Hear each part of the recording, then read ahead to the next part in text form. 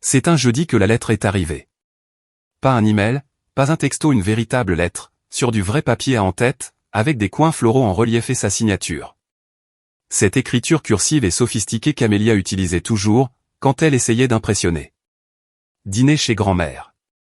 Dimanche, 18h. Famille seulement. Pas de bise, Amélia. Pas de smiley, ni de fausse chaleur. Juste cette phrase plate et une adresse d'expéditeur que je n'avais pas vue depuis 7 ans, Chesterville, Virginie. Toujours la même ville que j'avais laissée derrière moi, et que je n'avais aucune intention de revoir. Je suis resté dans ma caserne, à la regarder, pendant bien trop longtemps. L'encre semblait plus lourde qu'elle n'aurait dû l'être. Ma colocataire, la capitaine Teresa Langford, a jeté un coup d'œil et a sifflé. « On dirait que tu viens d'être convoqué par le fisc, dit-elle. Pire, marmonnai-je. Un dîner de famille. Elle a ri. Renvoyez-moi à Fallujah. Je préférerais ça plutôt que de supporter le mien. J'ai fourré la lettre dans mon casier. Je me suis dit que je l'ignorerais, mais quelque chose continuait de me tirailler. C'était peut-être l'écriture. Ou peut-être la culpabilité que je ne voulais pas admettre, que je portais toujours sur moi comme un second uniforme. La dernière fois que j'ai vu Amélia, elle ne m'a pas dit au revoir. Elle ne m'a pas serré dans ses bras quand je suis parti pour ma formation de base. Elle n'a pas écrit, n'a pas appelé. Après la mort de notre père, elle a pris le relais de maman, s'est occupée de la maison, a géré la succession et est restée à Chesterville pendant que je partais à la poursuite de galons et d'étoiles. Tout le monde m'appelait la fille en or. Mais je savais la vérité. J'étais celle qui avait fui. Le samedi, j'ai décidé que je ne leur devais rien, mais que je pouvais bien leur accorder une soirée. J'ai déposé une demande de permission auprès de l'OSDI, j'ai organisé un transport privé et j'ai emporté une seule tenue civile, propre, simple, ennuyeuse. Pas de médaille, aucune indication de quoi que ce soit. J'avais été formé pour disparaître dans une foule. Le faire au milieu de sa propre famille n'est qu'une compétence de plus. La première chose que j'ai remarquée en descendant du bus, c'est à quel point la ville semblait petite. Chesterville n'avait pas changé, mais on aurait dit qu'elle avait rétréci. La même station-service, la même église, la même place du village où les gens qui avaient atteint leur apogée au lycée faisaient semblant que ce n'était pas le cas. J'ai pris un taxi pour aller chez grand-mère. Le chauffeur m'a regardé comme si j'étais soit perdu, soit riche. Je n'étais ni l'une ni l'autre. Quand nous sommes arrivés, j'ai vu la voiture de patrouille d'Amélia garée devant propre, lustrée, un peu trop parfaitement placée. Le sceau du chef de la police sur la portière portait son nom. Alors, elle avait réussi. La ville lui avait finalement donné l'insigne. Tant mieux pour elle. J'ai sonné. Grand-mère a ouvert, plus lente que dans mon souvenir, mais toujours aussi vive d'esprit. Elle a souri, m'a attiré dans ses bras et a chuchoté, « Ne te laisse pas provoquer, ma chérie. » Je n'avais pas dit un mot. À l'intérieur, la maison sentait la même chose. Cannelle, rôti de bœuf, et nettoyant au citron. Il y avait un nouveau lustre dans la salle à manger, probablement la touche d'Amélia. Elle avait toujours détesté l'ancien. J'ai salué tout le monde de la tête, quelques cousins, une ou deux tantes, maman. Elle avait l'air fatiguée. Pas vieille, juste usée. Amélia se tenait à côté d'elle, les bras croisés, un chignon serré, son insigne sur la hanche comme un trophée. « Regardez qui a daigné se montrer, » dit-elle, sans même essayer de paraître aimable. J'ai souri. « Heureuse de te voir aussi, chef. » Quelques têtes se sont tournées. Ça ne lui a pas plu. La table était mise pour 12. Amélia était assise en bout de table. C'était la place de grand-mère, avant. Maintenant, elle était reléguée à l'autre bout, comme une invitée. Personne ne l'a dit à voix haute, mais le changement de pouvoir était clair. Le dîner n'avait pas encore commencé, mais la tension, elle, était bien présente. Amélia n'arrêtait pas de me jeter des regards, comme si j'étais une tâche qu'elle ne parvenait pas à faire disparaître. J'ai fait l'innocente. J'ai posé des questions sur les enfants des uns et des autres. J'ai passé les petits pains. J'ai complimenté les pommes de terre. Mais ensuite, j'ai remarqué quelque chose. Un détective privé. Il était là, pas en tant qu'invité, juste de l'autre côté de la rue, faisant semblant de promener un chien qui ne reniflait rien. Je me suis adossé à ma chaise, mâchant lentement. Quelque chose n'allait pas. Teresa disait toujours, plus ça a l'air civil, plus ça sent le militaire. J'ai continué à manger. Aucune raison de laisser qui que ce soit me voir flancher la première. J'ai de nouveau croisé le regard d'Amelia. Cette fois, elle n'avait pas l'air en colère. Elle avait l'air satisfaite, comme quelqu'un qui attendait ce moment depuis longtemps. Elle s'est versé un verre de vin, a tapoté sa fourchette contre le verre comme pour un toast de mariage, et a dit, avant de manger, j'ai une petite chose à partager. Je n'ai pas tressailli, je n'ai pas parlé. Elle s'est levée. Tout le monde a continué à manger. Grand-mère a baissé les yeux, et je suis resté immobile, parce que je savais déjà que ce n'était pas un dîner. C'était un guet-apens. Mais j'avais été entraîné pour des embuscades pires que celle-ci.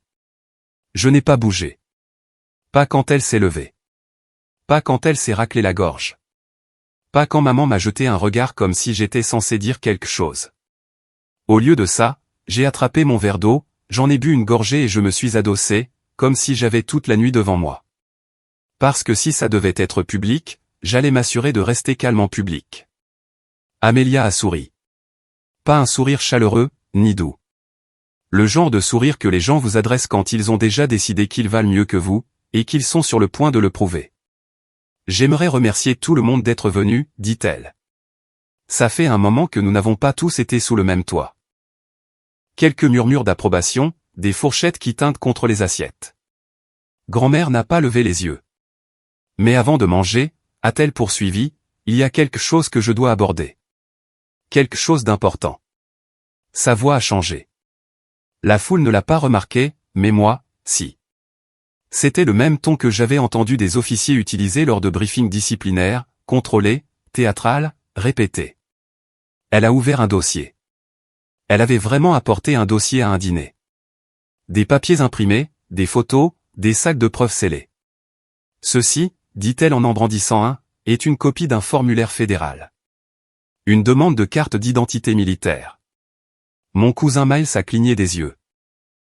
On fait un exposé, maintenant ? Amelia l'a ignoré. Elle était concentrée, déterminée.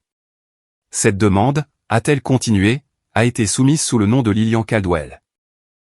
Elle inclut un faux formulaire DDE 214, un dossier de déploiement falsifié et un niveau d'habilitation inventé. Et elle a été utilisée pour obtenir des avantages par le biais du département de la Défense, y compris le logement, des allocations et un accès au transport. Un temps de silence. Puis maman a chuchoté, « Quoi ?» Amelia m'a regardé, droit dans les yeux. « Je vous place en état d'arrestation, Lillian, pour usurpation de la fonction d'officier fédéral et vol de biens gouvernementaux. » La pièce s'est figée. J'ai gardé ma main sur le verre. Personne n'a parlé. Puis, tante Maggie a eu un hoquet de surprise. J'ai regardé Amelia. « Tu es sérieuse ?» Sa main était déjà sur les menottes. « Retourne-toi. » Grand-mère s'est levée. « Amelia, qu'est-ce que tu fais ?»« C'est officiel, » a-t-elle lancé sèchement. « Elle n'est pas celle que vous croyez. » Je n'ai pas résisté. Je me suis levé lentement. Elle a fait le tour de la table, m'a tiré les bras derrière le dos et m'a menotté, comme une recrue lors d'un exercice d'entraînement trop serré, intentionnellement. Elle ment, ai-je entendu quelqu'un chuchoter. Non, a dit Amelia. C'est elle qui ment depuis tout ce temps. J'ai balayé la pièce du regard. Personne n'a bougé. Personne n'est intervenu. Pas même maman. Elle est juste restée assise là, la bouche légèrement ouverte, les mains inertes sur ses genoux. J'ai légèrement tourné la tête et j'ai dit, « Tu penses vraiment que j'ai falsifié une carrière militaire de 20 ans ?» Amelia n'a pas répondu. Elle a détaché l'insigne de sa ceinture et l'a brandi, comme si elle avait besoin de rappeler à tout le monde qui avait l'autorité. « Tu n'as jamais dit à personne où tu travaillais, » a-t-elle dit. « Tu as disparu. Tu te pointes avec de l'argent, des chauffeurs privés, des habilitations de sécurité, et tu t'attends à ce qu'on te croie sur parole ? Je ne vous ai rien demandé de croire. » Non, dit-elle. Tu ne l'as pas fait. C'est ça, le problème. Sa voix s'est légèrement brisée. Personne d'autre ne l'a remarqué. Moi, si. Il ne s'agissait pas de justice. Il s'agissait de jalousie, et peut-être de quelque chose de plus. Elle a poussé le dossier vers la table. Tout ce dont vous avez besoin est là. Ce n'est pas personnel. c'est légal. Alors pourquoi n'as-tu pas appelé le JAG, ai-je demandé. Elle s'est figée. Tu sais très bien que l'usurpation de titre militaire est une affaire militaire, pas une affaire de police locale. Amélia a regardé la salle, puis m'a regardé. Tu as enfreint la loi fédérale. J'ai la juridiction. Tu penses que c'est comme ça que fonctionne la juridiction? J'ai failli rire, mais je ne l'ai pas fait, car je sentais le sang quitter mes poignets. Les menottes s'enfonçaient plus profondément. Elle voulait que ça fasse mal. Soit. Laissons-la penser qu'elle a gagné. Laissons-la faire son spectacle. Je suis resté bouche bée, le dos droit, le menton haut. L'entraînement ne servait pas seulement pour les zones de guerre. Il servait pour des moments comme celui-ci. J'ai regardé grand-mère. Ses mains tremblaient, mais elle n'a pas dit un mot. Cela m'a tout dit. Amélia a reculé. Elle respirait plus fort qu'avant. Je contacterai le bureau du procureur de l'État après ça. Tu seras transféré demain matin, a-t-elle dit. Personne ne savait quoi dire. Puis, j'ai entendu le déclic d'un téléphone prenant une photo. Probablement l'oncle Ray. Il fallait toujours qu'il documente le drame. Amélia ne l'a pas arrêté. Je suis juste resté là, menotté, humilié, et toujours sans dire un mot. De l'autre côté de la rue, le type qui promenait le faux chien faisait toujours semblant de ramasser une crotte. Ce n'était pas un voisin. Ce n'était pas une coïncidence. J'ai légèrement déplacé mon poids, juste assez pour presser ma hanche contre le bord de ma ceinture. Juste assez de pression pour activer le signal. Il a vibré une fois. Confirmé. Et j'ai gardé les yeux droits devant, comme si rien de tout cela n'avait d'importance. Les menottes étaient assez serrées pour me picoter les doigts, mais je n'ai pas bronché. J'avais connu pire, le sable, la sueur, les ampoules, des débriefings de 20 heures. La douleur n'était jamais le but. La douleur faisait juste partie du bruit. Le but, c'était le contrôle.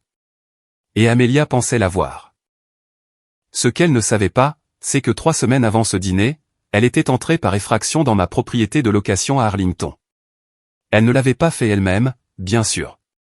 Elle avait payé quelqu'un d'autre, un détective privé de bas étage, sans licence en dehors de la Virginie. Le genre de type qui pense que crocheter un peine dormant est un travail de surveillance. Il avait utilisé un faux badge de service public pour entrer. Il prétendait vérifier le câblage pour des violations de code. Il était passé devant le propriétaire en mentionnant mon nom, disant que j'avais des relations militaires et qu'il était juste là, à sa demande. Personne n'a posé de questions. Le grenier était verrouillé par un accès biométrique, mais le système de secours manuel était toujours en place. Je l'avais laissé pour les urgences. Il l'a trouvé, l'a ouvert, et c'est là que la panique s'est installée. À l'intérieur du grenier se trouvaient des caisses de rangement, fournies par le gouvernement, triplement étiquetées, verrouillées, marquées de codes barres et de codes numériques qui, si l'on savait ce qu'on regardait, étaient parfaitement légales et correspondaient à la documentation de transport du département de la Défense. Mais pour quelqu'un comme lui, pour quelqu'un comme Amélia, cela ressemblait à des preuves. Il a pris des photos, a ouvert l'une des caisses et a trouvé des disques cryptés, des manuels de déploiement et des pochettes noires scellées marquées notes de terrain, classifiées. L'une d'elles avait même des gribouillis en arabe sur l'étiquette. Il a tout envoyé à Amélia cette nuit-là. Et pour être juste, si vous me détestiez assez et que vous n'aviez aucune habilitation militaire, vous auriez pu croire ce qu'il croyait, que je menais une opération d'usurpation de titre, que je possédais une pile de faux documents pour gonfler un CV inventé, que je jouais aux soldats avec de vraies armes. Amélia n'a pas remis en question les méthodes du détective. Elle n'a pas vérifié la chaîne de possession, n'a pas vérifié la documentation, n'a pas averti les autorités fédérales. Elle a simplement tout imprimé, l'a organisé dans un dossier et a répété un discours pour le dîner de famille. Je le sais parce que 2 jours avant le dîner, l'assistante du détective, qui avait apparemment une conscience, a envoyé un email expurgé à mon bureau de terrain de l'OSDI. L'objet était « Compromission potentielle, famille Caldwell ». Il est arrivé à Fort Claiborne le lendemain matin, mais à ce moment-là, j'étais déjà en route. Et comme mes propres dossiers étaient signalés sous le sceau des opérations secrètes, le processus de vérification a pris du temps. Ils n'ont pas fait le lien avant que je n'entre dans la maison de grand-mère. Amélia pensait qu'elle constituait un dossier. Ce qu'elle faisait en réalité, c'était de manipuler du matériel de renseignement fédéral et pas n'importe quel matériel. Les caisses dans le grenier n'étaient pas les miennes. Elles appartenaient à une unité d'intervention interagence qui venait de terminer une récupération classifiée à l'étranger. J'avais été chargé de leur garde pendant la fenêtre de transfert. L'erreur était de penser que je pouvais les garder en sécurité sur un site privé pendant 48 heures. C'était ma décision. Et maintenant, c'était un casse-tête fédéral. Non pas parce qu'Amelia avait la preuve d'un méfait, mais parce qu'elle avait accidentellement exposé quelque chose qu'elle ne pouvait absolument pas comprendre. De son point de vue, elle était l'héroïne. Elle me voyait comme la sœur qui avait disparu, qui avait attiré la lumière, qui n'avait jamais dit la vérité, qui était rentrée à la maison sans rien à montrer de ses histoires, si ce n'est de l'argent, des cicatrices et des secrets. Elle a supposé le pire. Et dans son esprit, elle protégeait la famille. C'est pourquoi elle n'a pas scié en enfreignant la loi. Elle pensait sauver la face, sauf qu'elle n'avait aucune idée de ce dans quoi elle venait de mettre les pieds. Le détective a essayé de la prévenir. La nuit avant le dîner, il lui a laissé un message vocal, « Écoutez, je ne sais pas dans quoi trempe votre sœur, mais ce truc ne me dit rien qui vaille. Peut-être qu'il vaut mieux laisser tomber. » Elle l'a effacé. Elle n'allait pas reculer maintenant. Elle avait un dossier, un public captif et 2 décennies de ressentiment enfermés dans cet uniforme de police. Et une fois qu'elle a verrouillé ses menottes, elle s'est sentie victorieuse. Mais le signal que j'ai déclenché avait déjà quitté la maison. La vibration sur ma ceinture a confirmé un ping GPS et une alerte prioritaire acheminée par le canal interne de Fort Claiborne. Ils n'enverraient pas une équipe complète tout de suite. Ils vérifieraient d'abord l'identité. Ils examineraient les protocoles. Quelqu'un serait briefé. Un officier serait assigné. Pourtant, le processus avait commencé. Mon visage est resté neutre. Amelia arpentait la pièce maintenant, prononçant un discours sur l'honneur, la loi et les conséquences. Je n'écoutais pas. Je pensais au grenier et au fait qu'elle n'avait aucune idée de ce que ces caisses contenaient réellement. Même le détective n'avait pas ouvert la 2e couche de conteneur. S'il l'avait fait, il aurait trouvé des lecteurs biométriques, des ordinateurs portables cryptés et des fichiers de renseignements qui n'avaient même pas encore été déchiffrés par l'OSDI. L'un de ces fichiers était un compte-rendu d'une extraction en Jordanie. Il contenait des noms, certains américains, d'autres non. C'était brut, sensible, non filtré. Le fait qu'un civil ait touché quoi que ce soit était déjà un problème. Le fait qu'Amelia en ait imprimé des morceaux et les ait apportés à un dîner de famille, c'était du ressort du crime. Mais rien de tout cela n'avait d'importance pour elle. Pas maintenant. Pas à ses yeux. Pour Amelia, c'était sa chance de me démasquer enfin. Elle voyait cela comme de la justice. Je voyais cela comme quelque chose de tout à fait différent, car plus elle parlait, plus elle se trahissait pas légalement, mais émotionnellement. Il ne s'agissait pas d'application de la loi. Il s'agissait de famille, de vieilles blessures, de contrôle. D'une personne qui était restée et qui détestait que je sois parti. D'une personne qui avait enfoui son ressentiment dans la responsabilité. D'une personne qui ne supportait pas que je sois devenu quelque chose qu'elle ne pouvait pas définir. Elle n'avait pas besoin de la vérité. Elle avait besoin de gagner. Et elle pensait qu'elle venait de le faire. Je gardais les yeux droits devant, laissant sa voix se fondre dans le bruit de fond, comme je le faisais lorsque les sirènes de raid aérien hurlaient pendant les débriefings à Kandahar. Le bruit, c'était bien. Le bruit signifiait qu'on ne me touchait pas. 3 jours avant le dîner, j'étais assise en face du docteur Jacob Grant, thérapeute de la base, un vétéran de la marine d'une 50aine d'années, assez perspicace pour sentir la dérobade avant même que j'ouvre la bouche. Vous êtes de retour aux États-Unis. Mission finale terminée. Y a-t-il une raison pour laquelle vous demandez toujours une habilitation de niveau opérationnel, demanda-t-il, feuilletant mon dossier sans lever les yeux. Je préfère ne pas me rouiller, dis-je. Vous avez passé 14 des 16 dernières années dans le renseignement actif. La rouille n'est pas votre problème. Il avait raison. La fatigue l'était. Il tapota le bureau. Cauchemar, non. Flashback, non. Sursauter quand une porte claque. Seulement si elle est attachée à un drone. Il a souri à ça, mais pas moi. Il s'est penché en avant. Laissez-moi deviner. Vous demandez une rétention sur le terrain parce que vous ne savez absolument pas quoi faire de vous-même, à moins que quelqu'un ne dépende de vous pour garder des secrets. Je n'ai rien dit. Il a hoché la tête. C'est bien ce que je pensais. Il se trompait sur une chose, cependant. Ce n'étaient pas les secrets qui me maintenaient à flot. C'était le silence. Être invisible me donnait le contrôle. Parler rendait tout plus compliqué. Je n'avais pas prévu de parler au dîner. Je ne voulais pas me défendre devant une salle pleine de gens qui avaient déjà décidé que j'étais la déception de la famille, déguisée en cosplay militaire. Les gens comme Amelia ne voulaient pas la vérité. Ils voulaient la preuve qu'ils avaient raison. Mais la thérapie m'a appris quelque chose, le silence ne signifie pas la faiblesse. Parfois, c'est le seul levier qu'il vous reste. Dr Grant a fermé mon dossier. Vous devez affronter ce que vous avez évité. Allez les voir. Pas pour eux, pour vous. Il parlait de ma famille. J'ai pensé qu'il avait peut-être raison. C'était 2 jours avant qu'Amelia ne fasse de moi une suspecte dans ma propre vie. À l'époque, je pensais que le pire qui pouvait arriver était un repas gênant et quelques piques passives-agressives sur le fait que je n'appelle jamais ou que je me crois meilleur que cet endroit.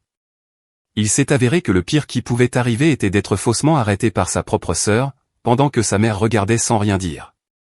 À Fort Claiborne, ils ne vous entraînent pas à ça. Ils vous entraînent pour les champs de mine, pas pour les dîners de famille. Ils vous apprennent à repérer les changements de langage corporel chez un hostile potentiel, pas à lire le visage de votre mère quand elle approuve silencieusement votre arrestation. Ils vous apprennent à monter des dossiers de renseignement sur des agents étrangers, pas à gérer l'expression sur le visage de votre grand-mère quand elle réalise que sa petite-fille préférée vient de se faire menotter devant la vitrine en porcelaine. Mais je n'avais pas besoin d'entraînement pour tout ça. J'avais juste besoin de continuer à respirer et de me souvenir de ce que le docteur Grant avait dit, vous ne devez de clarté à personne. Vous devez la paix. Alors je suis resté là, le dos endolori, les poignets hurlant de douleur, et les yeux secs comme le désert. Pas d'excuses, pas d'explications, juste l'immobilité. Laissons Amelia consumer son indignation vertueuse. Laissons les cousins halter, chuchoter et envoyer des textos sous la table. Laissons les photos circuler dans la pièce, probablement déjà postées sur un groupe Facebook de mères au foyer retraités et de divorcés qui vivent pour les scandales de petites villes. Laissons tout cela se produire. Parce que la seule chose que personne n'a remarqué pendant qu'Amelia jouait aux flics, aux juges et aux martyrs, c'était la façon dont je n'arrêtais pas de changer de position. Juste un peu, juste assez pour compter les secondes dans ma tête. 12 minutes. C'est le temps de réponse moyen lorsqu'un signal prioritaire atteint le routage interne de Claiborne. 6 pour confirmer l'identité. 3 pour assigner un agent de liaison. 3 pour se déplacer. Ce chiffre tournait dans ma tête comme un métronome. Et pendant que tout le monde dans cette pièce me regardait m'effondrer, moi, je comptais. 12 minutes, ce n'était pas long, mais assez long pour se souvenir de la sensation des cicatrices. Pas les physiques, celles-là, je les avais enfouies sous des couches de muscles, de sable et de discipline. Je parlais de celles de l'année où papa est mort. Quand Amelia m'a exclu, a géré les funérailles sans moi, a pris des décisions comme si je n'existais pas. Quand maman a arrêté de me demander quand je rentrerais. Quand j'ai réalisé que la seule fois où l'on me mentionnait à la maison, c'était quand quelqu'un avait besoin d'un avertissement sur ce qu'il ne fallait pas devenir. Ces cicatrices n'apparaissaient pas dans les évaluations psychologiques. Elles ne rapportaient pas de médailles ni de bons de thérapie. Elles restaient juste là, attendant une nuit comme celle-ci pour se rouvrir. Et pendant qu'Amelia pensait rendre la justice, tout ce qu'elle a vraiment fait, c'est confirmer ce que je savais déjà depuis des années. Cette famille n'était plus la mienne. L'armée n'a jamais arrangé ça. Mais elle m'a donné un endroit où la loyauté n'était pas un pile ou face, où les ordres signifiaient quelque chose, où la vérité n'était pas ce qui vous faisait vous sentir supérieur à table. Alors je suis resté immobile, je les ai laissés regarder, je les ai laissés penser que j'étais brisé, et j'ai continué à compter. J'ai de nouveau changé de position, lentement et naturellement, comme quelqu'un qui s'ajuste pour des crampes aux jambes. Amelia n'a rien remarqué. Elle était trop occupée à tenir salon. Certains d'entre vous pensent peut-être que c'est extrême, dit-elle, arpentant maintenant la pièce derrière la table, comme une version de petite ville d'une conférencière TED. Mais vous n'avez pas vu ce que j'ai vu. Vous n'avez pas trouvé ce que j'ai trouvé. Elle tapota de nouveau le dossier pour faire de l'effet. L'oncle Ray se pencha pour plisser les yeux sur les papiers, comme s'il comprenait soudainement les documents fédéraux. Il ne comprenait rien. J'ai dû faire un choix, a dit Amelia. Laissez cela continuer ou l'arrêter maintenant, pour nous tous. Maman a baissé les yeux sur ses genoux. Je ne pouvais pas dire si elle était d'accord ou si elle ne voulait simplement pas faire partie de ça. Le dîner était toujours techniquement en cours, bien que plus personne ne mangeait. La purée de pommes de terre refroidissait. Les petits pains restaient intacts. Quelqu'un avait versé de la sauce et avait abandonné la cuillère en l'air. Elle goûtait lentement, inaperçue, sur la nappe en lin les nappes de grand-mère, celles qu'elle ne sortait que pour les fêtes. Amélia avait détourné toute la soirée comme s'il s'agissait de sa propre cérémonie de remise de prix, et le prix était de prouver que je n'avais pas ma place. J'ai repéré ma cousine Jenna en train de glisser son téléphone sous la table pour filmer. Elle essayait d'être discrète. Elle n'était pas douée pour ça. Quelqu'un d'autre a toussé maladroitement, espérant probablement apaiser la tension. Ça n'a pas marché. Amélia s'est penchée en avant, les deux mains posées sur la table. Elle n'est pas générale, a-t-elle dit fermement. Elle n'est même plus engagée. Tout ce qu'elle nous a dit était faux. Tout. Puis, elle m'a regardé. Eh bien? Vas-tu le nier? J'ai cligné des yeux une fois, lentement. Tu es sûr de vouloir que je parle? Amélia a croisé les bras. Vas-y et éclaire-nous. J'ai regardé autour de la pièce. Personne ne s'est opposé. Personne ne m'a défendu. Même grand-mère a détourné le regard. Ses jointures étaient blanches autour du bord de son verre d'eau. Je n'ai rien à dire, ai-je dit, d'une voix claire et calme. Amélia a ricané. C'est bien ce que je pensais. Elle s'est retournée vers la table, triomphante. Quelqu'un au fond de la salle a marmonné, c'est n'importe quoi. Amélia les a ignorés. Elle était de retour dans son spectacle. J'ai fait ce qui devait être fait, a-t-elle poursuivi. Vous méritez tous de savoir qui elle est vraiment. Le problème, c'est que personne dans cette pièce ne voulait vraiment la vérité. Ils voulaient quelque chose de plus simple, un bouc émissaire, une distraction, une raison d'expliquer leur propre choix. J'étais devenu cette raison pratique, silencieuse, assez distante pour douter. Et si vous accumulez suffisamment de soupçons sur quelqu'un pendant assez longtemps, il cesse d'être de la famille. Il devient un mythe. J'aurais pu faire valoir mon grade. J'aurais pu énumérer des codes d'habilitation, des noms de mission, des désignations de terrain, des choses qui auraient fait reculer Amélia si vite qu'elle aurait renversé le verre de vin de grand-mère. Mais je ne l'ai pas fait. Non pas parce que j'avais peur, mais parce que je savais que la vérité n'était pas pour eux. Elle ne l'avait jamais été. On n'explique pas les choses à des gens qui sont déterminés à ne pas vous comprendre. On les laisse juste parler jusqu'à ce qu'il n'ait plus de munitions. Amélia n'en avait pas encore manqué. Elle a de nouveau changé de sujet. Il y a 3 semaines, a-t-elle dit, sa voix passant en mode dramatique, j'ai reçu une information d'un détective privé. Une source anonyme a dit que Lilian cachait des biens du gouvernement dans une maison privée. Des armes, des pièces d'identité, du matériel classifié. J'ai tout vérifié moi-même. Tante Maggie a de nouveau eu un hoquet de surprise. Toujours douée pour ça. Elle avait des caisses verrouillées, scellées, marquées. J'ai des photos. J'ai des chronologies. Et j'ai des déclarations sous serment. J'ai légèrement penché la tête. Assermenté par qui? Ton détective. La mâchoire d'Amélia s'est contractée. Ne commence pas, je demande juste. Tu veux que la vérité éclate, ici, non? Dans la maison de grand-mère. À côté de la saucière. Elle s'est approchée de moi.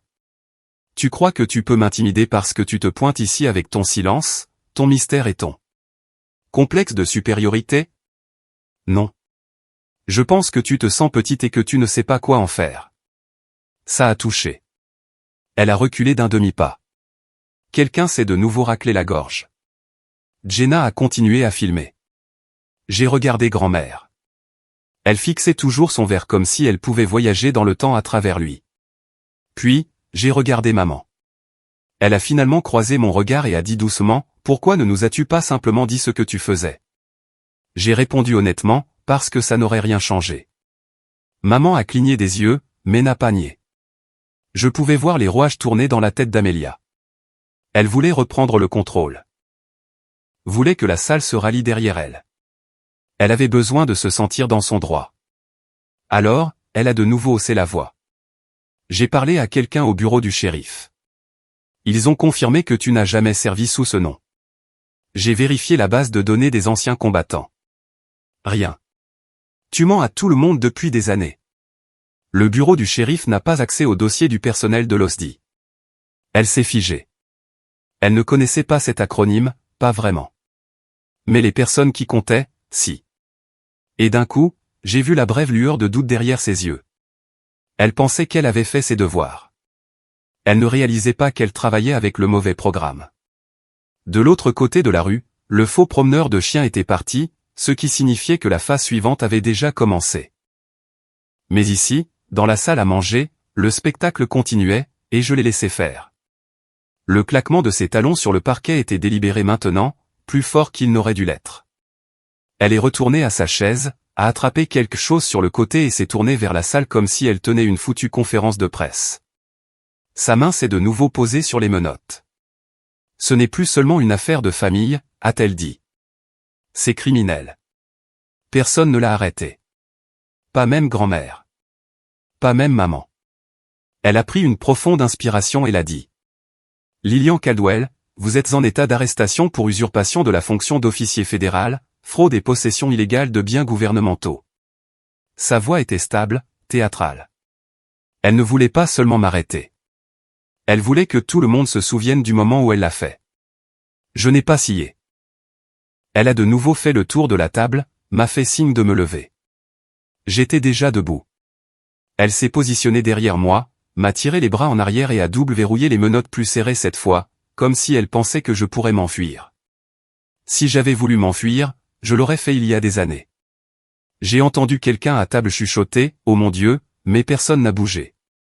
Grand-mère a finalement dit, « Amélia, tu n'es pas obligée de faire ça ici. » Si, a lancé Amélia sèchement. Je le dois. Je le dois. Elle a fait un pas en avant, a sorti son insigne et l'a brandi comme un crucifix repoussant le péché. J'agis sous l'autorité du département de police de Chesterville. C'est officiel. J'ai consigné les charges. Le transport arrivera demain matin. Je me suis légèrement tourné. Tu as déjà rempli la paperasse? Elle n'a pas répondu. Qui a signé? Toujours rien. Bien sûr que non. Il n'y avait pas de signature. Il n'y avait pas de paperasse. Elle avait court-circuité la chaîne de commandement, sauté la procédure régulière et agi unilatéralement, parce que ce n'était pas une question de loi. C'était une question de pouvoir. Elle voulait m'humilier. Faire un exemple. Prouver aux gens à cette table que c'était elle qui contrôlait maintenant. Et ça marchait. La cousine Jenna avait arrêté de filmer. Même elle avait l'air un peu effrayée maintenant. L'oncle Ray a finalement posé sa fourchette. Tu l'arrêtes vraiment, a-t-il demandé. Amélia ne l'a pas regardé. Oui. Pourquoi, exactement? C'est une fraudeuse. Je vous ai montré les preuves. Ray s'est adossé. Tu nous as montré des papiers que tu as imprimés. Ce ne sont pas des preuves. Ce sont des devoirs. La mâchoire d'Amélia s'est crispée. Elle n'est pas qui elle dit être, a-t-elle répété. Et qui dit-elle être, ai-je demandé. La pièce est devenue silencieuse. Exactement. Je n'avais rien revendiqué. Je ne leur avais même pas dit dans quelle branche j'avais servi. Amélia avait tout inventé, du motif au titre, et maintenant elle essayait d'exécuter la fin qu'elle avait écrite. Maman s'est finalement levée. Elle avait l'air incertaine, comme si elle ne voulait pas prendre parti. Peut-être qu'on devrait tous se calmer. Amélia s'est tournée vers elle, trahie. Tu prends son parti. Je ne prends le parti de personne, je veux juste. Elle nous a tous menti. Tu n'en sais rien, a dit maman doucement. C'était le premier vrai doute que je voyais dans sa voix depuis des années. Amélia était en train de s'effondrer. Pas publiquement, elle était trop contrôlée pour ça, mais je pouvais le voir dans ses yeux. Elle avait construit tout son récit sur l'idée que tout le monde la croirait. Elle ne s'était pas préparée au silence. Elle ne s'était pas préparée à ce que les gens n'applaudissent pas quand elle a lâché sa chute. Elle ne s'était pas préparée à ce que je reste simplement là, debout. Tu as de la chance que je n'appelle pas les informations, a-t-elle dit, la voix plus vive maintenant. Ils adoreraient cette histoire. Une officier décorée s'avère être une fraudeuse, démasquée par sa propre sœur. Pense à la vitesse à laquelle ça deviendrait viral. Alors, appelle-les, ai-je dit. Faisons entrer de vraies caméras ici. Quelques têtes se sont tournées. Jenna s'est redressée. Amélia a hésité. Ne me tente pas, tu l'as déjà fait, ai-je dit. Tu ne t'attendais simplement pas à ce que les projecteurs se retournent contre toi. Elle a de nouveau regardé les menottes, comme si elles étaient censées signifier quelque chose de plus que de l'acier et de l'ego. Elles sont vraies, a-t-elle marmonné. Ouais, ai-je dit. Tout comme ce que tu viens de faire. Et tu ferais mieux d'espérer que c'était légal. Elle n'a pas répondu. La pièce semblait plus lourde maintenant, comme si tout le monde réalisait enfin que ce n'était pas juste une dispute de sœurs dramatiques.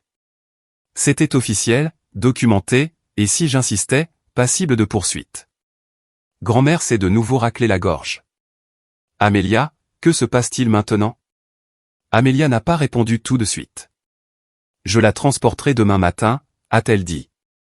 Je la traiterai au poste, je déposerai officiellement les charges. Et ensuite, ai-je coupé. Tu m'envoies en procès? Tu témoignes? Tu prêtes serment avec ce dossier inventé? Elle m'a regardé, les yeux plissés, la voix basse. Je n'invente rien. J'ai pris une lente inspiration. D'accord. C'est tout ce que j'ai dit. Pas une menace, pas un avertissement, juste une simple et tranquille confirmation que tout, à partir de maintenant, était sa responsabilité. Pas la mienne. Elle avait franchi la ligne. Et bien qu'elle soit trop fière pour le voir encore, tout le monde commençait à s'en rendre compte. De l'autre côté de la rue, un SUV noir s'était garé. Pas de gyrophare, pas de sirène, juste une présence silencieuse, du genre qui n'entre pas sans frapper. Le SUV est resté garé. Personne d'autre ne l'a remarqué. Tout le monde à l'intérieur était trop occupé à me regarder comme si j'avais enfin été démasqué, comme si Amélia avait arraché un déguisement que tous avaient trop peur de remettre en question jusqu'à présent. Je pouvais sentir le changement dans l'air. Plus de chuchotements, plus de regards en coin, juste une lente acceptation collective que, peut-être, Amélia avait eu raison depuis le début, et que, peut-être, j'avais en fait mérité cela. L'oncle Ray n'osait pas croiser mon regard. Tante Maggie se penchait sur son vin comme si cela pouvait lui expliquer les choses. Même grand-mère, qui savait mieux, détourna les yeux. Elle avait toujours été celle qui se portait garante pour moi quand j'étais parti trop longtemps ou que je manquais un autre Noël. Mais maintenant, son silence ressemblait à une lettre de démission. Amélia se tenait plus droite. Elle s'en nourrissait. Elle se tourna vers maman comme si elle avait besoin d'une bénédiction finale. Tu sais que je n'aurais pas fait ça sans raison. Maman hocha la tête. Pas un grand signe, juste assez. C'est ce hochement de tête qui a fait plus de mal que tout ce que quiconque a dit. Il ne criait pas la trahison. Il la chuchotait. Je suis resté là, menotté, le corps détendu, le visage illisible. Et j'ai fait un choix. Je n'allais rien expliquer. Pas à eux. Pas ici. Pas dans une pièce où les gens qui partageaient mon sang étaient plus intéressés par leur confort que par la vérité. Amélia s'est approchée de la table et a pris son verre de vin, comme si c'était la fin de quelque chose. Elle a porté un toast à personne, a bu une gorgée, puis a dit « D'accord, mangeons ». La salle a hésité. Puis, comme si quelqu'un avait actionné un interrupteur, les assiettes ont commencé à bouger. La nourriture a été passée. Les fourchettes ont tinté. La représentation était terminée. Le public est retourné à son repas. Et je suis resté là, menotté, pendant que les gens qui m'avaient élevé mordaient dans un rôti de porc comme si c'était un dimanche soir tout à fait normal. J'ai entendu Jenna chuchoter à son frère, « Bon, au moins, ce n'est pas aussi pire que le dîner de divorce de tante Nora. » Il a ri. Moi, non. Personne ne m'a offert de siège. Personne ne m'a demandé si j'avais faim. Personne n'a dit, allons-nous sérieusement faire ça avec elle debout là comme une prisonnière? Ce n'était plus du choc. C'était de la croyance. Et le type de croyance le plus dangereux est celui qui se construit sur la familiarité. Il connaissait Amélia. Elle avait été là. Elle s'était occupée de grand-mère après sa chute, avait aidé maman avec le fiasco de l'hypothèque. Elle s'était montrée. Moi, non. J'étais parti. Je suis revenu quelques fois, certes, mais seulement quand j'avais l'habilitation, le temps et l'énergie mentale pour affronter l'accueil froid qui m'attendait. J'avais toujours fait court, poli, distant. Et cette distance était exactement ce qu'Amélia avait utilisé contre moi. On se fait rare assez longtemps, et ils oublient qui on est. Ils se souviennent de ce qui est pratique. Alors maintenant, j'étais la sœur qui mentait, la fille qui simulait, l'officier qui n'avait jamais existé. Amelia leur avait servi l'histoire, et ils ne l'ont pas seulement accepté, ils ont signé leur nom en bas. Je me suis légèrement déplacé pour soulager la pression sur mon poignet. Jenna a finalement remarqué. Est-ce qu'elles sont vraiment serrées? Amelia a répondu avant que je puisse le faire. C'est la norme. Elle va bien. Elle ne résiste pas vraiment, a dit Jenna, sa voix plus faible maintenant. Amelia n'a pas répondu. Elle se servait déjà de la sauce. J'ai croisé le regard de Jenna, juste une seconde, assez pour qu'elle détourne les yeux. Le moment est passé, et d'un coup, les menottes ont cessé d'être choquantes. Elles sont juste devenues une partie du décor. Comme le papier peint, ou la carafe en cristal, ou le bol ébréché que tout le monde faisait semblant de ne pas voir. Mon corps ne disait rien, mais mon esprit était en éveil, comptant les secondes, à l'écoute des vibrations. Le SUV n'avait pas bougé, et cela signifiait une chose. Ils étaient déjà à l'intérieur. Pas dans la salle à manger, pas encore, mais dans la maison ou quelque part, observant de plus près que quiconque ne le réalisait. J'avais déclenché le PIN il y a près de 15 minutes. Quelqu'un, quelque part dans un immeuble de bureaux anodins, avait lu l'alerte, l'avait classé prioritaire et avait envoyé la première vague, discrète, d'observation. Ce n'était pas un film. Personne n'allait défoncer les portes. Pas d'hélicoptère noir. Pas de cris. Le premier mouvement dans une faille interne est toujours le silence, puis la confirmation, puis la présence. Et en ce moment, il confirmait. La seule vraie question était de savoir à qui ils avaient parlé en premier, à Amelia, à grand-mère ou à moi. Je m'en fichais, car quelle que soit la personne, ils n'entreraient pas par l'avant. Ils entreraient par la brèche dans le sous-sol qu'Amelia n'avait jamais réparé, ou par le porche arrière où la porte moustiquaire ne se fermait jamais, ou par la cave qui avait encore la serrure cassée que grand-père avait juré de remplacer avant de mourir. Ils connaissaient les lieux. Nous faisions toujours nos propres reconnaissances. C'est ce qui arrive quand votre carrière se déroule dans des opérations où l'échec signifie des funérailles. Alors, j'ai attendu. Laissons-les manger. Laissons Amelia jubiler. Laissons maman siroter son thé avec ce regard vide qu'elle avait toujours quand elle ne voulait pas admettre qu'elle avait encore choisi le mauvais camp. Je n'avais plus besoin que quelqu'un me défende. J'avais passé des années à être la méchante dans leur version de l'histoire. Ce soir ne changeait rien à ça. Ça le confirmait. Mais la confirmation fonctionne dans les deux sens. Et de l'autre côté de la pièce, derrière le sourire satisfait d'Amelia, j'ai vu la première lueur d'inquiétude. Le genre qui apparaît quand on réalise que la pièce est trop silencieuse. Le genre qui signifie que quelque chose ne va pas. Elle ne savait pas encore quoi, mais elle le sentait. Amelia mâchait lentement, sa fourchette posée contre son assiette, comme si elle avait enfin mérité sa place en bout de table. Son insigne était de retour sur sa ceinture, à moitié couvert par son gilet. Comme si elle n'avait pas juste menotté un membre de sa famille devant le centre de table de grand-mère.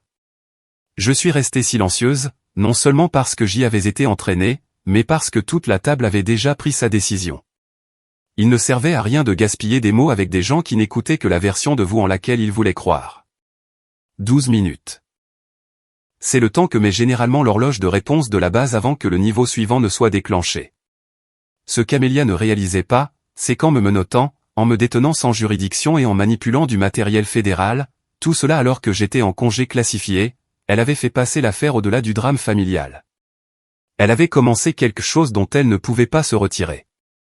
J'ai de nouveau ajusté mon poids. Subtilement. Mon poignet gauche s'était légèrement engourdi. Jenna a jeté un coup d'œil un instant, puis a regardé son assiette. Plus personne ne parlait. La nourriture était plus remuée que mangée. Même l'oncle Ray, qui d'habitude ne pouvait pas se taire sur le football fantasy, était maintenant silencieux. C'est alors que c'est arrivé. Pas fort, pas dramatique, pas de coup à la porte, juste le léger grincement de la porte arrière. Amelia l'a entendu, mais n'a pas réagi. Elle a probablement pensé que c'était le vent ou la vieille charpente en bois de grand-mère qui bougeait, comme toujours. Mais je savais mieux. Ils étaient à l'intérieur maintenant, et ils n'étaient pas là pour débattre. Ils étaient là pour vérifier. À ce stade du protocole, 1 ou 2 agents observent et confirment le contact. Ils entrent en basse visibilité. Pas d'uniforme, pas d'insigne d'identification, juste un comportement et un placement corporel. Le but est simple, déterminer s'il s'agit d'un malentendu ou d'une menace. Dans ce cas, Amelia avait déjà répondu à cette question pour eux. Elle s'est finalement levée et s'est tournée vers le couloir. « Grand-mère, tu as entendu quelque chose ?» Pas de réponse. Elle a fait 3 pas vers la cuisine, s'est arrêtée et a plissé les yeux comme si elle attendait qu'un animal traverse le sol. Puis, une voix a parlé, juste de l'autre côté de l'encadrement de la porte. Masculine, calme. « Madame, je vais vous demander de poser votre arme. » Amelia s'est figée. « Je n'ai pas d'arme, » a-t-elle dit instinctivement. « Vous portez une arme de service sur votre hanche droite, » a répondu la voix. « Retirez-la et posez-la sur la table. » Lentement. Tout le monde à table a levé les yeux en même temps. « Qu'est-ce que c'est que ce bordel ?» a marmonné Ray. Amelia s'est avancée. « Qui êtes-vous » Une autre voix, cette fois féminine, contrôlée. « Nous sommes ici sous l'autorité fédérale. Veuillez coopérer. » Amelia a cherché son insigne. « Ne faites pas ça », a averti la voix masculine. Elle a hésité. J'ai vu ses yeux bouger, essayant de comprendre, essayant de situer la situation dans sa propre hiérarchie mentale du contrôle. Mais elle n'en avait pas, parce que ce n'était pas sa juridiction. Et soudain, ce n'était plus elle qui menait la danse. L'agent féminin est entré dans le champ de vision. Vêtements civils, jean sombre, au neutre, coupe nette, posture assurée. Je suis l'agent Rollins. Vous devez désarmer maintenant. La bouche d'Amelia s'est ouverte, mais rien n'est sorti. J'avais déjà vu ce regard. Un mélange de peur et de suffisance se heurtant à un mur appelé conséquence. Le genre de regard qui n'apparaît jamais dans une brochure d'école de police. Je n'ai rien fait de mal, a-t-elle finalement dit. Ce n'est pas à nous de le déterminer, a dit l'agent Rollins. Mais vous interférez avec une enquête fédérale. La pièce s'est fissurée comme du verre sous la pression. Jenna a eu un hoquet de surprise. Grand-mère s'est levée vite, trop vite, et s'est agrippée au dossier de sa chaise pour se stabiliser. Amelia m'a regardé directement maintenant. Sa voix est tombée dans un murmure qu'elle ne réalisait pas que tout le monde pouvait encore entendre. « C'est toi qui les as appelés ?» Je n'ai pas répondu. L'agent Rollins a hoché la tête vers moi. Elle n'en avait pas besoin. Amelia ne s'était toujours pas désarmée. L'agent Rollins s'est avancé. « Chef Caldwell, dernière chance. Placez votre arme sur la table. Ce n'est pas une négociation. » Le silence s'est étiré. Puis, finalement, Amelia a dégainé son arme de service. Elle ne l'a pas jetée. Elle l'a posée là, comme si elle pouvait se briser si elle n'était pas prudente. L'agent Rollins m'a regardé. « Êtes-vous blessé ?»« Non, » ai-je dit. « Avez-vous besoin de soins médicaux ?»« Non. » Amelia a réessayé. Elle n'est pas qui elle dit être. J'ai des dossiers. Un détective, des preuves. Rollins a levé la main. Nous avons vu le dossier. Il est déjà en cours d'examen. Votre enquête privée a compromis du matériel sécurisé. Cela fait maintenant partie de l'affaire. La bouche d'Amelia s'est ouverte, mais elle n'a pas pu former de phrase. L'agent Rollins s'est tourné vers le second agent, toujours hors de vue, et a dit, « Allez-y », de derrière l'embrasure de la porte de la cuisine, l'agent masculin a émergé. Il tenait un petit appareil noir, a tapoté une fois. J'ai entendu le verrouillage magnétique de mes menottes se désengager avec un léger clic. Mes mains sont tombées, libres. Pas d'applaudissements, juste le silence, et Amelia fixant l'espace vide où vivait autrefois sa certitude. Je me suis frotté les poignets, j'ai reculé et j'ai attrapé une serviette sur la table pour essuyer les lignes rouges. Puis, j'ai pris un petit pain, et j'ai mâché. Tout le monde regardait. Personne n'a bougé. Les agents ne se sont pas précipités. Ils n'ont pas crié. Ils n'ont pas menacé, parce que les gens qui ont une véritable autorité n'ont pas besoin de crier. Ils se contentent d'arriver et de remettre la pièce en ordre. J'ai avalé la dernière bouchée de ce petit pain plus lentement que nécessaire, de manière plus délibérée que polie. Amelia n'avait pas bougé. Ses yeux étaient rivés sur les menottes vides, comme si elle venait de défaire toute son existence, ce qui, d'une certaine manière, était le cas. L'agent Rollins est resté calme. Elle a hoché la tête une fois, puis s'est tournée vers le couloir d'entrée. Elle n'a rien dit, n'a pas fait d'annonce. Elle n'en avait pas besoin. La porte d'entrée s'est ouverte de l'extérieur. Pas de coup, juste l'autorité enveloppée de silence. Des bottes ont franchi le seuil. Des pas lourds, mesurés. Ni pressés, ni incertains. Un grand homme est entré, cheveux gris sous une casquette de campagne noire, mâchoire carrée, des épaules trop larges pour être autre chose que celle d'un militaire de carrière. Son uniforme n'était pas réglementaire. C'était une tenue de commandement décontractée, tactique, efficace, sans équivoque. Le général Marcus Delaney. 3 étoiles. Chesterville, voici la chaîne de commandement. Je me suis redressé sans le vouloir. Ma colonne vertébrale a réagi avant que mon cerveau ne rattrape le coup. Un réflexe conditionné.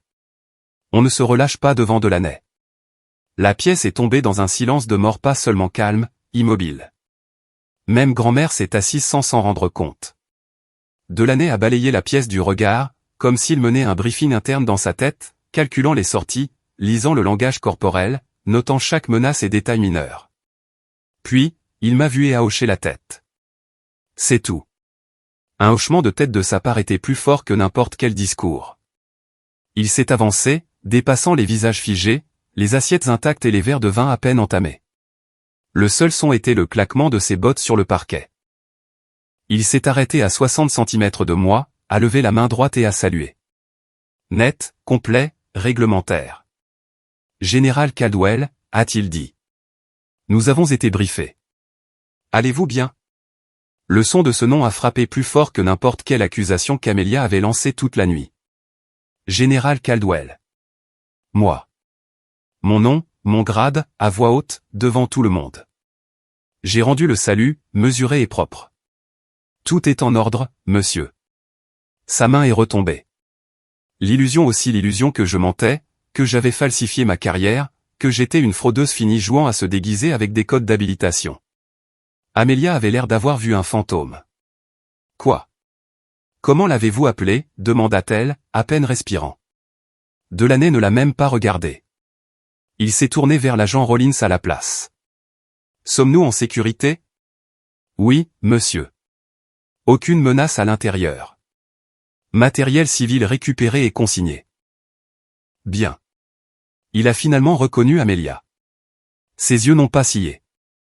C'est vous qui avez initié l'arrestation. Je.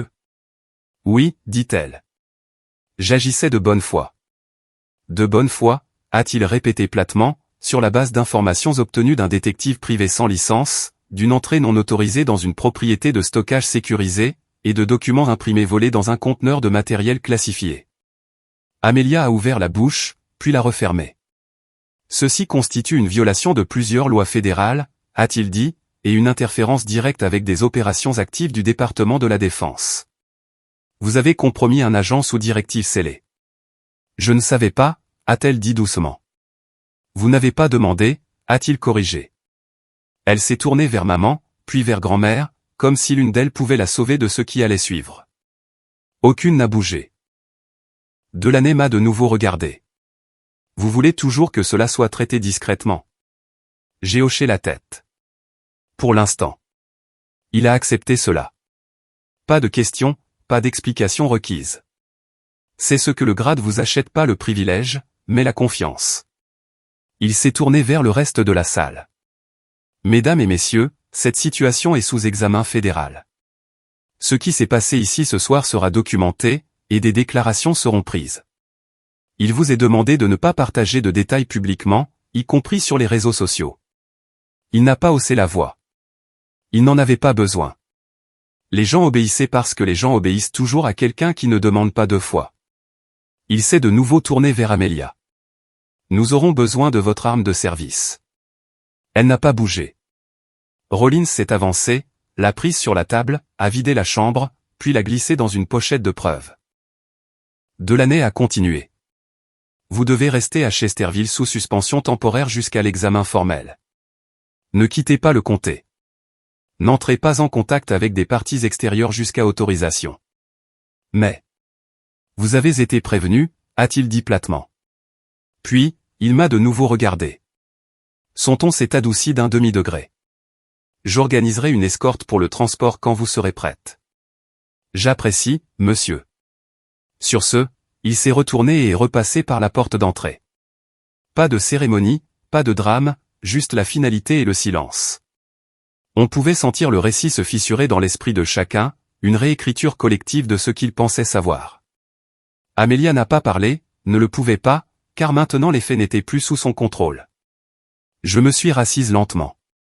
Amelia est restée debout, toujours sans menottes mais exposée.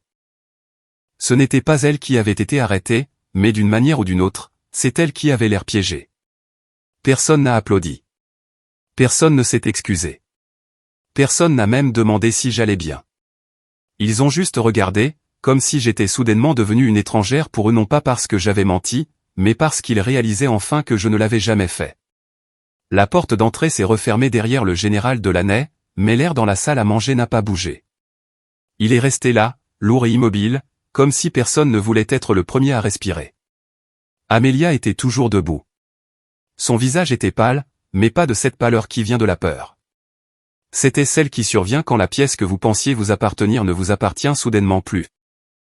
Elle a regardé autour d'elle, comme si elle attendait que quelqu'un, n'importe qui, lui explique que ce n'était pas réel, que ce n'était qu'une réaction excessive. Personne n'est intervenu. Pas même maman. Surtout pas maman. L'agent Rollins est resté près de l'entrée de la cuisine, une main posée nonchalamment près de sa hanche, pas près d'une arme, juste stable. Comme si rien de ce qui se passait ici ne la surprenait, parce que ce n'était pas le cas. Ce n'était probablement pas le premier dîner de famille nucléaire dans lequel elle entrait. Rollins a sorti un mince dossier noir de son sac et l'a posé doucement sur la table, entre le centre de table et la purée de pommes de terre. Elle l'a ouvert, révélant une pile de photos glacées, quelques documents avec des codes-barres et un rapport d'incident fortement expurgé. Elle a regardé Amelia. Nous avons examiné tout ce que votre détective privé a fourni. Amelia a cligné des yeux. Et voulez-vous la version légale ou le langage courant? Amelia n'a pas répondu. Rollins a poursuivi quand même. Votre enquêteur a accédé illégalement à une unité de stockage sécurisée par le gouvernement fédéral en se faisant passer pour un employé auprès d'un gestionnaire immobilier. Il a violé la sécurité biométrique en utilisant un système de secours manuel que vous n'étiez pas autorisé à connaître, et encore moins à exploiter. Je ne savais pas qu'il. Il l'a fait à votre demande, a dit Rollins sèchement. Nous avons les textos. Cela l'a fait taire. Rollins a continué. Il a ouvert des conteneurs classifiés, a manipulé du matériel restreint sans habilitation et a pris des photos de biens fédéraux liés à une opération active. Vous avez imprimé ce matériel. Vous l'avez compilé dans ce dossier.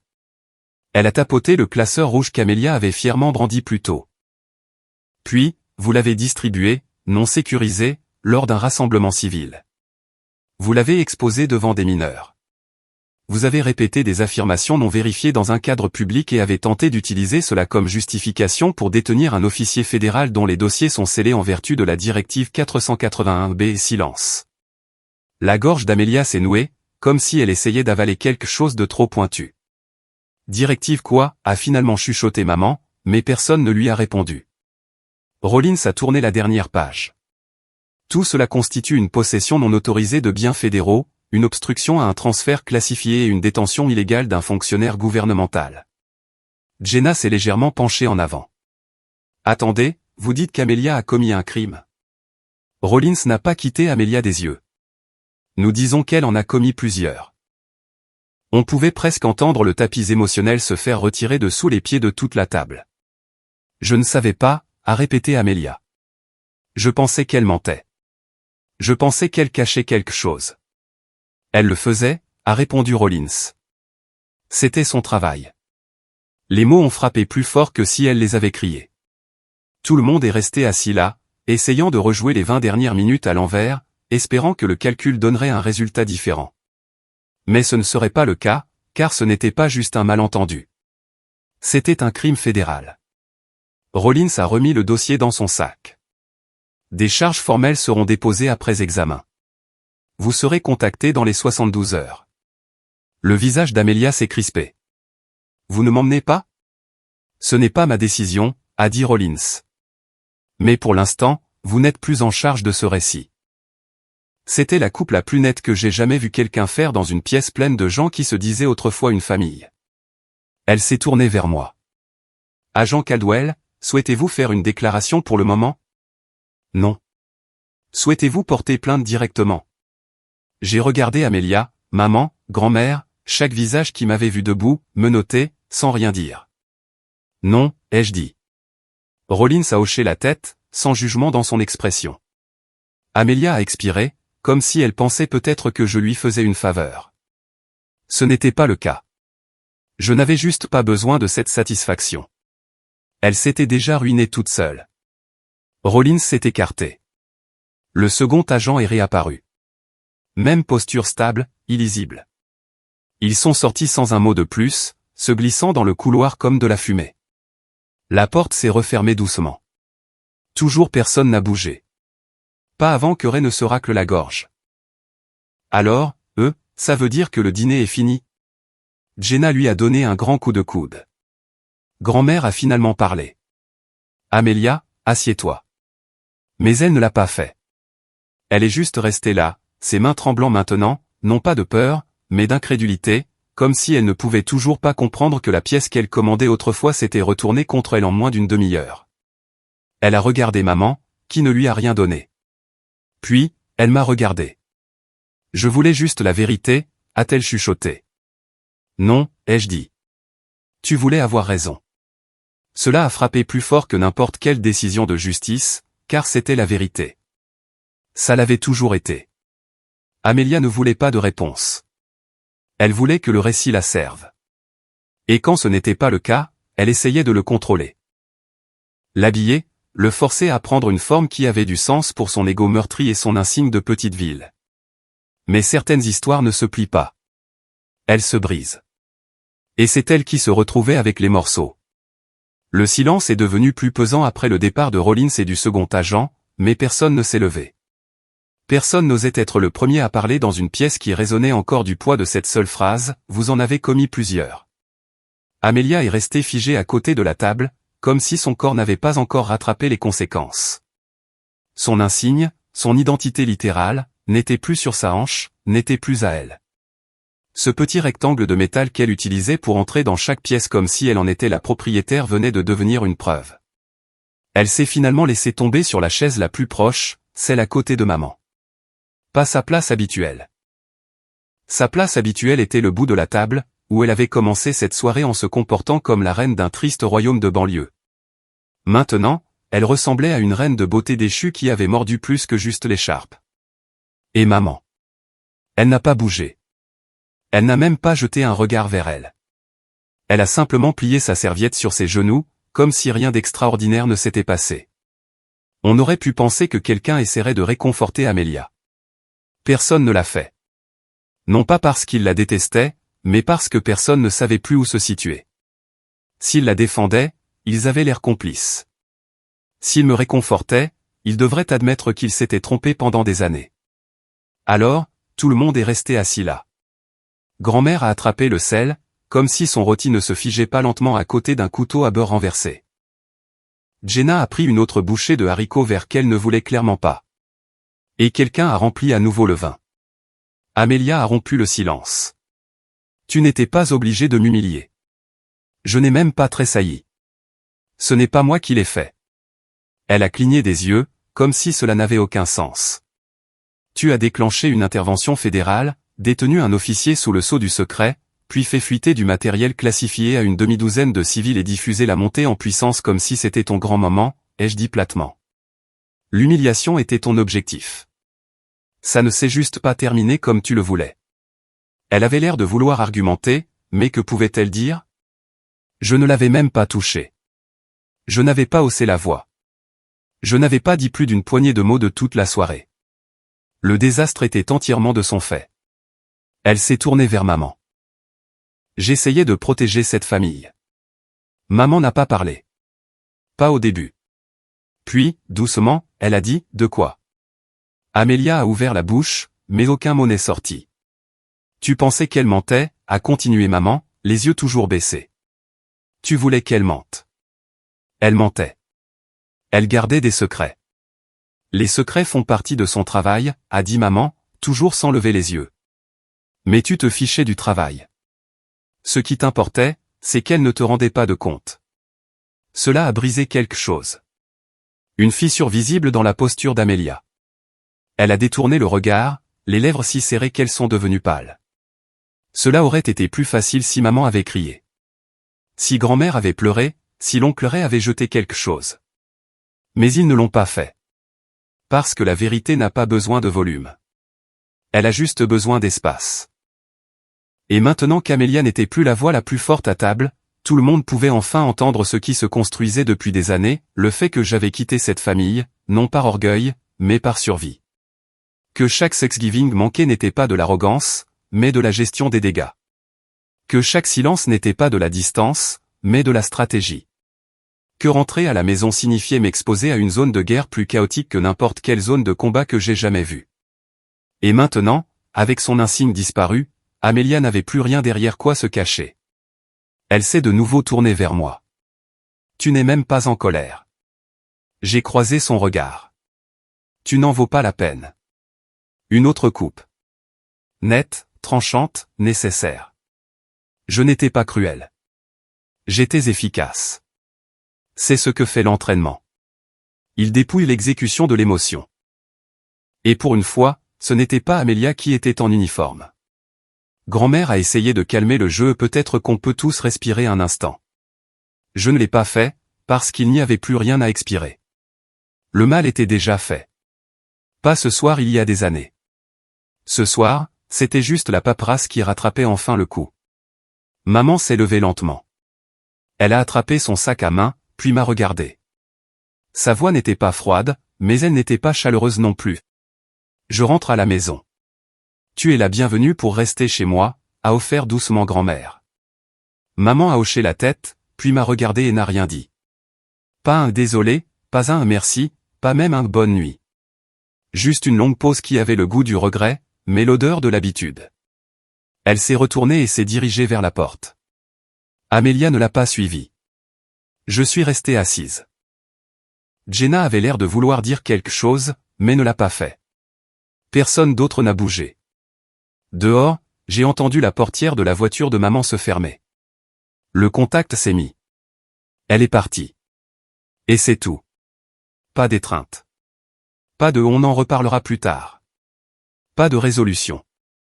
Juste de l'espace. Finalement, je me suis levé, je suis allé au buffet et je me suis versé un verre d'eau de la carafe en cristal qu'Amelia s'était moquée que je lui achète il y a 3 ans pour son anniversaire. Elle avait dit que c'était trop chic pour cette maison. C'était peut-être le cas, mais j'ai bu dedans quand même. Le palais de justice du comté de Franklin n'a pas été construit pour le spectacle. On aurait dit que quelqu'un avait pris un service des immatriculations, une église et un bureau des impôts, les avait assemblés et avait appelé ça de l'architecture civique. Mur beige, moquette usée, mauvais café. C'était 8 mois après le dîner. Amelia est entrée dans la salle d'audience vêtue d'un blazer gris sobre et de ses vieilles bottes de patrouille. Pas d'insigne, pas d'arme de service, juste une femme essayant de ressembler à ce qu'elle était autrefois. Elle ne m'a pas regardé en entrant. Je ne m'y attendais pas. La salle n'était pas bondée. Juste une poignée de journalistes locaux, un dessinateur judiciaire qui ne voulait clairement pas de cette mission, et le genre d'observateurs publics qui viennent au tribunal comme d'autres vont au vœu-de-grenier, espérant tomber sur quelque chose d'inattendu. Les charges s'étaient accumulées discrètement, possession non autorisée de documents fédéraux, obstruction d'opérations classifiées, détention illégale d'un officier fédéral, et, peut-être le plus ironique, usurpation de juridiction fédérale. Elle avait réussi à réduire le tout à 2 chefs d'accusation de crime et 1 de délit. Son avocat, un homme mince dans un costume bleu froissé qui avait l'air de partager son temps entre les conduites en état d'ivresse et la fraude fiscale, a fait la plupart du discours. Je n'ai pas dit un mot. On m'a appelé à témoigner. J'ai refusé. J'avais déjà soumis une déclaration écrite assermentée, scellée assez pour clarifier la position de la loi. Le tribunal n'avait pas besoin d'une performance, et je n'allais pas lui donner un autre public. Du haut de son estrade, le juge a demandé à Amelia si elle avait quelque chose à dire avant le prononcé de la peine. Elle s'est levée, les mains serrées sur les côtés. Je pensais que je protégeais des gens, a-t-elle dit. C'est tout. Pas de larmes, pas d'excuses, pas même une reconnaissance directe de ce qu'elle avait fait. Juste cette même boucle dans laquelle elle avait toujours vécu, où l'intention effaçait l'impact et où avoir raison importait plus que d'être responsable. Le juge a hoché la tête une fois, impassible. 12 ans, 5 au minimum avec possibilité de libération conditionnelle, probation par la suite. Pas d'arme à feu, pas de fonction publique, suivi psychologique obligatoire. Elle n'a pas pleuré. Je ne savais pas si c'était de la fierté ou du choc, mais elle a juste regardé droit devant elle, clignant des yeux plus lentement que d'habitude, comme si son cerveau essayait d'enregistrer chaque instant pour pouvoir l'expliquer différemment plus tard. Son avocat a posé une main sur son bras. Elle ne l'a pas repoussé, mais ne l'a pas reconnu non plus. La salle d'audience s'est vidée rapidement. Personne n'était là pour s'attarder. J'ai attendu que le couloir soit vide avant de partir. En sortant, le soleil m'a frappé durement l'éblouissement du printemps sur un parking rempli de vieilles berlines et de plaques d'immatriculation de l'État. Il n'y avait pas de presse qui attendait, personne ne criait de questions, juste de l'air. Et il avait le goût de la liberté. Non pas parce qu'elle allait en prison, mais parce que je ne portais plus ses choix. Sur le chemin du retour, je n'ai pas mis de musique.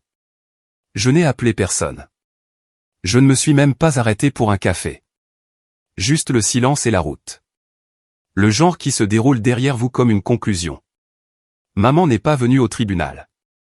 Elle avait envoyé un message par l'intermédiaire de grand-mère. Dis-lui que j'espère que cela lui apportera la paix. Je n'ai pas répondu. La paix n'est pas un cadeau que quelqu'un d'autre vous fait. C'est quelque chose que l'on construit, une limite à la fois. Et la dernière venait d'être posée dans un dossier de condamnation fédérale. Je suis rentré à la base tard cette nuit-là. La sécurité m'a laissé passer sans commentaire. Personne n'a salué. Personne n'a demandé où j'étais allé, parce que le travail se fichait de ce que ma sœur avait fait, seulement de ce que je ferais ensuite. C'est comme ça que le monde réel fonctionne. Le passé peut vous façonner, mais il ne vous excuse jamais. Je me suis reconnecté à mon système, j'ai effacé les alertes et j'ai repris mon rôle. Les opérations s'étaient déroulées sans heurts pendant mon absence.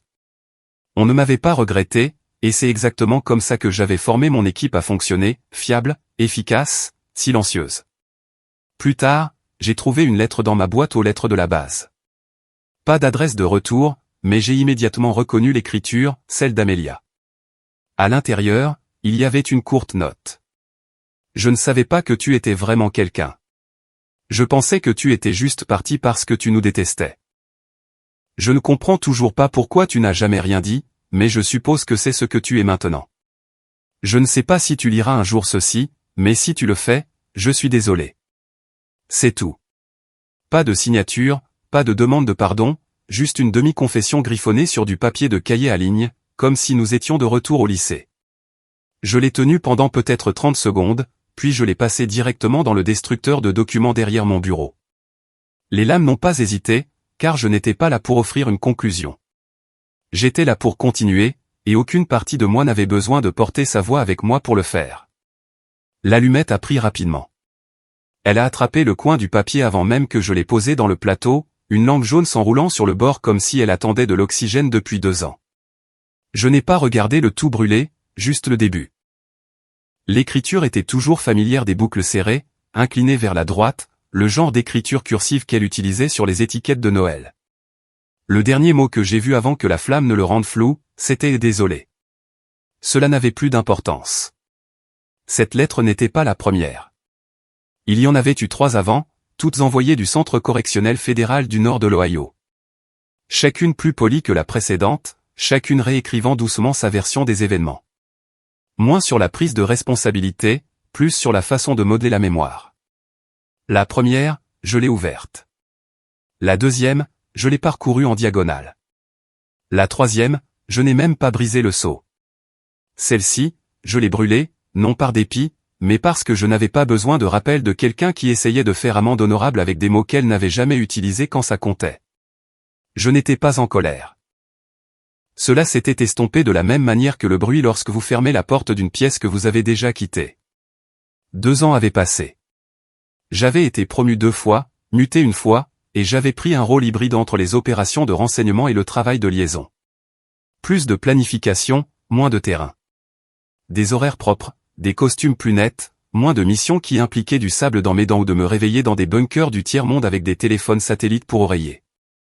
La vie était plus calme, mais pas plus douce. Parce que la paix ne signifie pas la facilité. Cela signifie simplement que vous avez cessé de saigner dans des endroits que personne d'autre ne peut voir. Le nom d'Amelia n'est apparu que 2 fois depuis le procès. Une fois lors d'une vérification de sécurité du personnel, et une fois lorsque maman a appelé pour me demander si je pouvais rendre visite à grand-mère à la maison de retraite pour ses 90 ans. J'y suis allé. Je me suis assise avec grand-mère pendant 47 minutes. Je lui ai lu des extraits de son roman d'espionnage préféré, elle ne connaissait pas l'ironie, et j'ai promis de lui envoyer le suivant. Elle a posé des questions sur Amelia. Je lui ai dit la vérité, elle est toujours en vie. C'était suffisant. Nous n'avons pas parlé du reste, car parfois, même à 90 ans, vous savez quel silence mérite de rester intact. De retour à la base, mon unité savait qu'il ne fallait pas mentionner la situation de Chesterville. Les nouveaux officiers n'en avaient aucune idée. Les anciens respectaient la limite. C'est comme ça qu'on survit dans ce métier. On contrôle l'histoire avant que quelqu'un d'autre ne l'écrive à votre place. Cette nuit-là, après avoir brûlé la lettre, je me suis assise sur ma terrasse. Une chaise simple, une tasse de café, l'air frais. Je n'ai pas pensé à Amelia, pas directement, mais j'ai pensé à l'espace que nous accordons aux gens qui ne méritent pas le bail.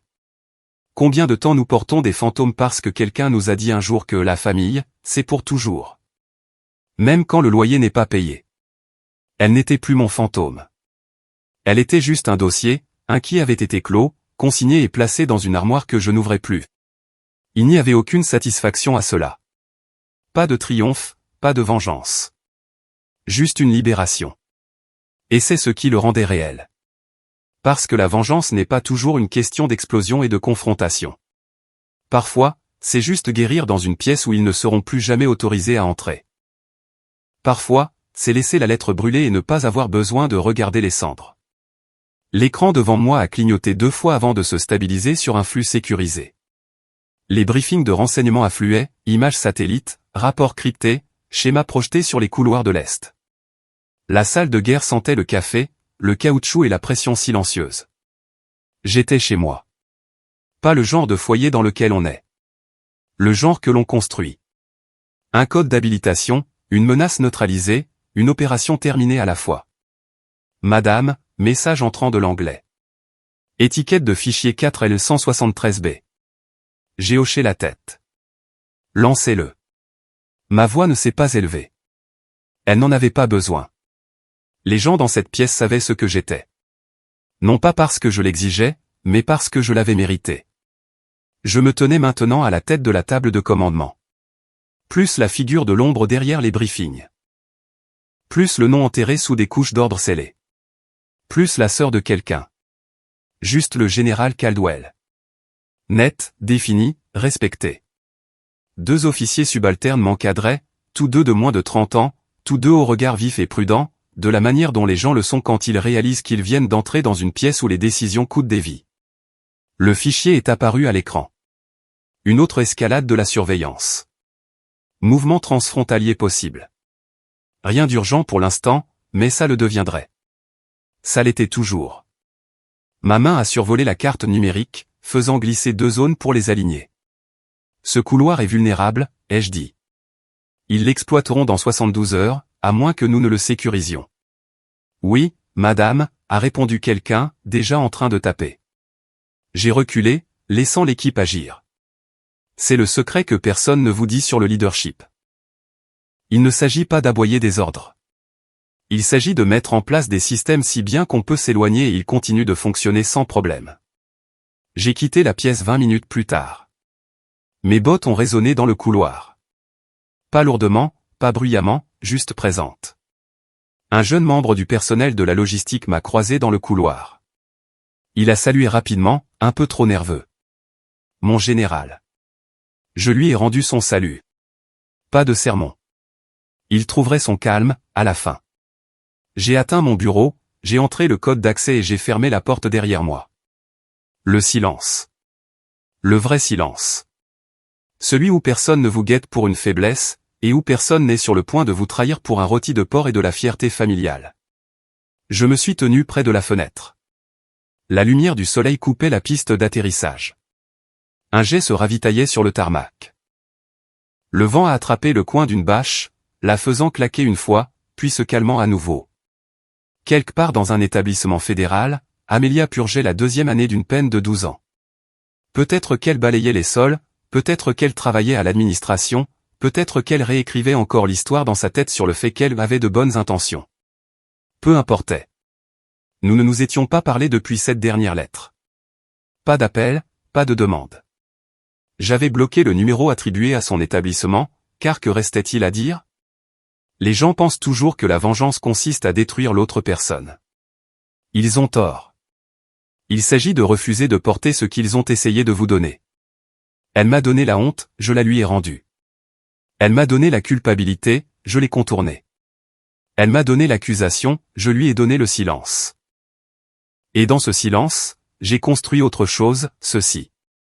Une pièce pleine de renseignements classifiés, d'esprits vifs et de lignes claires. Un monde où mon nom n'avait plus besoin d'être défendu. On a frappé une fois à la porte. Entrez. C'était le colonel Davis. 6 ans de moins que moi, compétent comme personne, et toujours légèrement méfiant, comme s'il pensait que je pouvais lire dans ses pensées. Madame, le secrétaire à la Défense vient d'approuver votre nomination aux opérations stratégiques conjointes. Je n'ai pas scié. Bien. Il nous faudra votre dossier finalisé d'ici la fin de la semaine. Je l'aurai pour jeudi. Il a hésité. Avez-vous besoin d'autre chose de ma part? Ouais, ai-je dit en retournant à mon bureau. Trouvez quelqu'un d'autre pour organiser la fête de Noël du commandement. La playlist de l'année dernière a failli anéantir le moral des troupes. Il a souri. Compris. La porte s'est refermée derrière lui. Je me suis assise et j'ai sorti un bloc-notes jaune tout neuf de mon tiroir. Pas pour écrire sur elle, pas pour me souvenir. Juste un plan. Parce que cette vie n'était pas construite sur la mémoire. Elle était construite sur l'élan. Et je n'avais aucun intérêt à regarder en arrière. Parfois, les gens qui partagent votre sang essaieront de vous définir par les morceaux de vous-même qu'ils n'ont jamais pris la peine de comprendre. Ils se moqueront de votre silence, remettront en question votre chemin, réécriront vos choix en des histoires qui les feront se sentir plus justes. Mais la vérité, c'est que vous ne leur devez pas une version de vous-même qu'ils peuvent accepter. Vous vous devez une vie dans laquelle vous pouvez vous tenir, la colonne vertébrale droite, le nom intact, et sans avoir besoin de l'expliquer à quiconque a perdu le droit de demander. Je n'avais pas besoin de vengeance. J'avais juste besoin de m'en sortir. Et maintenant, je suis exactement là où j'ai toujours été censé être. Non pas à cause d'eux, mais malgré eux.